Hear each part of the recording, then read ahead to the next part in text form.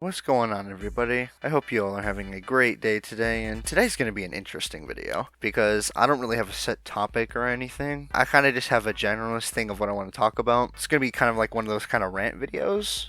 We'll see how it goes. But today I kind of essentially wanted to do like a kind of just 2020 retrospective review, at least my retrospective review of video games as a whole. I'm also doing this for like a fucking school project or whatever, so there's also that. We're going to start ourselves off strong here with arguably the best game of the decade, if not that year, Doom Eternal, with an initial set release date of November 22nd of 2019. It inevitably got delayed to March of 2020 because a lot of people were a little disappointed with the initial release gameplay trailer that came out last year.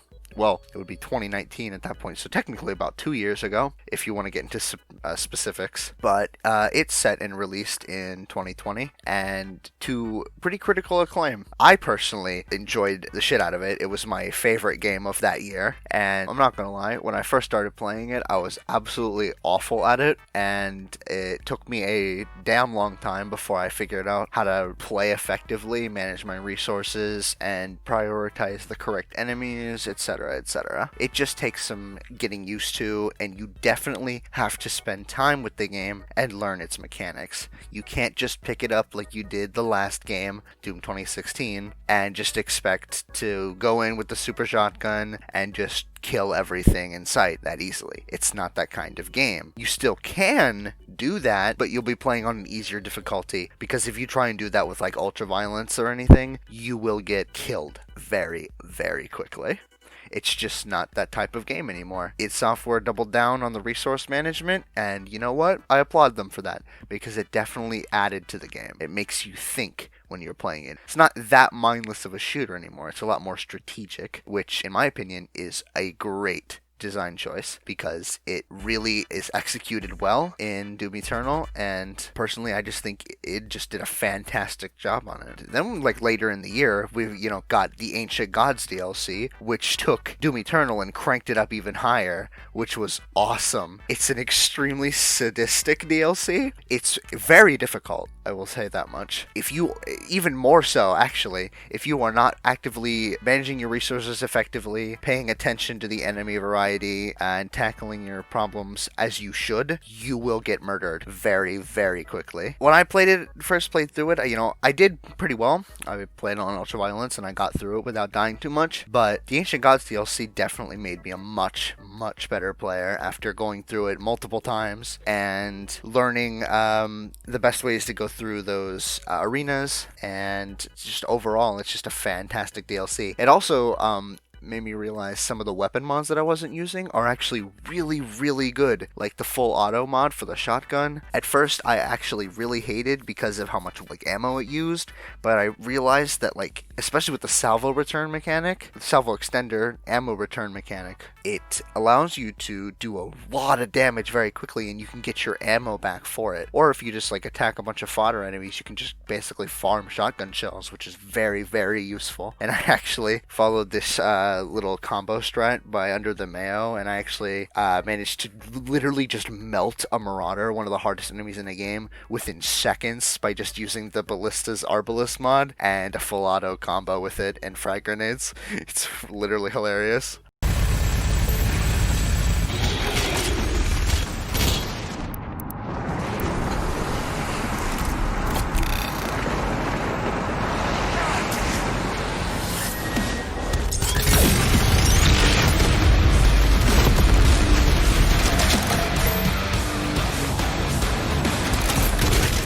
So yeah, overall, that's just my Game of the Year winner for 2020. Moving on to like the only other game that I can think of at the moment that I've played that released this year is Ghostrunner. Now, Ghostrunner is a cyberpunk-esque style game where you run around with a katana. Well, I shouldn't say run around. You're really just on a mission through series of levels. But you run through with a katana and abilities that you gain, and you basically just kind of slice through all the enemies you encounter and try and make it to your end goal. Absolutely fantastic game.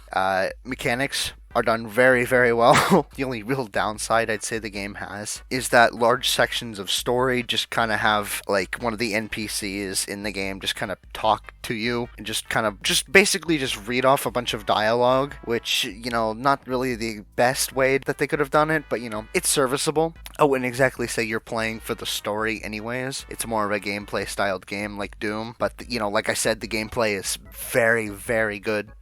Even on my crappy laptop when it's running at basically garbage settings, it's still really fun to play through. Because I was not about to play this on Xbox, because I knew for a fact that was going to absolutely suck with joysticks. I'll take my keyboard and mouse at any chance that I can get. But yeah, overall, just another absolutely fantastic game of that year. Now moving on to the two dumpster fires of last year, in my opinion. That would be, starts with Cyberpunk 2077 and that absolutely garbage release,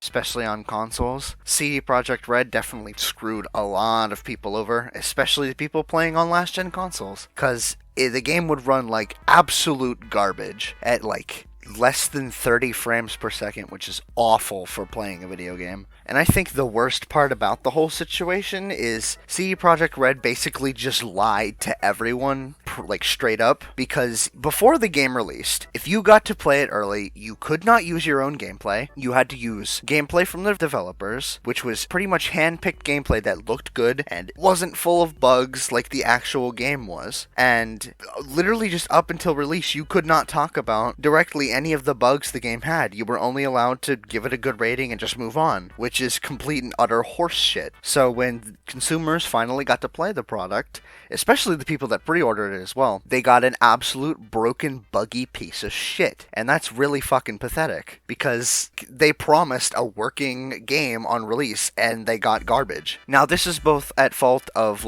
CD Projekt Red obviously is the main culprit, but the people complaining about it being delayed so much were also contributors. But I think the main reason that they actually released it in the state they did is because I think CD Projekt Red was going to release it near the holidays to boost their stock price by a significant margin for Q4 by releasing a major video game before the holidays, which is when a lot of people would go and probably buy it. So that ended up blowing up in their face because people were absolutely pissed off with the state that the game was released in. And I think their stock price basically halved after that, so, GG unlucky on that front.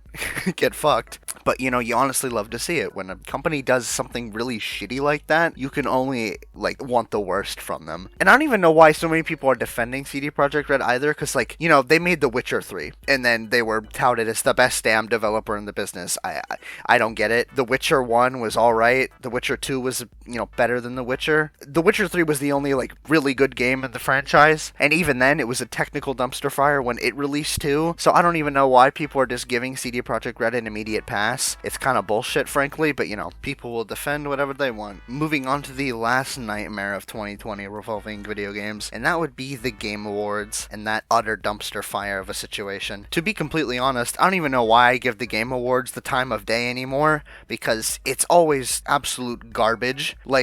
The Last of Us 2 won so many goddamn awards a day that a lot of them just objectively it did not earn.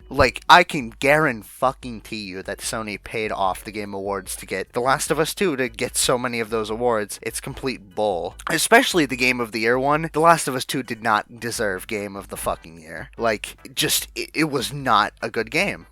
It was, first off, the story was absolute garbage.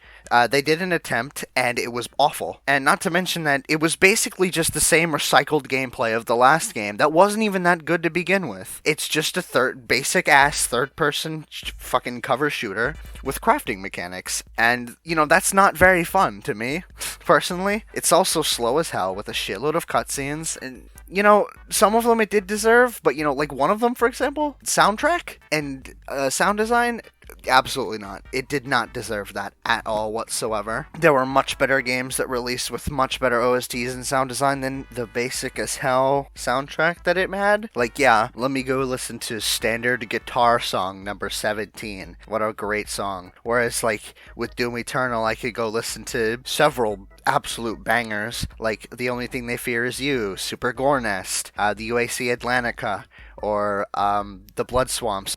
Just it's just overall, The Last of Us 2 just got so many awards that it just did not deserve, frankly. And I think the funniest part about the whole thing is like when the Game of the Year award was being announced, Neil Druckmann, like his little camera, you could see on his face that he wasn't surprised at all when he won Game of the Year. Now, I'm not going to say that's definitive evidence or anything that they helped pay off or whatever to get these awards, but it's definitely just contributes to it. Like, he genuinely seemed like he didn't care about the fact that he won or anything, and especially considering the fact that he basically went on a little tyrant rant on Twitter and got all the little fans of The Last of Us 2 to basically go shit on other games and stuff, and acted like a complete child, which is absolutely hilarious to see because he acted like a fucking idiot. Just overall, the Game Awards sucked this year, like they do every year at this point. I only watch it just for the game announcements or anything anyways, but I didn't even get to watch it this year anyway because I had work, so I only heard about stuff from my friends, so, there's always that. At least the Steam Awards were better, though, because all the games in there, rightfully deserved what they earned, and, The Last of Us 2 isn't on PC, so Sony couldn't pay their way through that either. And with the Steam Awards, the actual votes come from the users. They're not influenced at all from journalists and stuff. So they're a lot more genuine. It's still a little shitty though, because the Game of the Year winner was Red Dead 2, which that game came out in 2018. Maybe not initially on PC, but that's fucking bullshit. I just think it's stupid that it got Game of the Year, but at least it's better than The Last of Us 2, and it's actually a good game. So there's always that silver lining. But yeah, overall, just that whole situation was just an absolute mess. I'm looking at my recording timeline here, and I've been talking for 15 minutes almost now. Jesus Christ, how do I manage this sometimes? Now I gotta go edit all this together. Even though I haven't posted in months by this point, the support on the previous videos was really nice. I appreciate every single one of you that watches my videos and likes the content that I put out. I'm gonna try and record more often because, frankly, I don't do it enough. At least not as much as I'd like to, because I have ideas. I just haven't had the motivation to go and record them or anything. Fucking love ADHD and depression. Gotta love it. But, I can't exactly do a whole lot about it. But, yeah, I respect the absolute fuck out of all of you. And overall, I can't wait to make more content for you guys, so I will see you guys in the next one.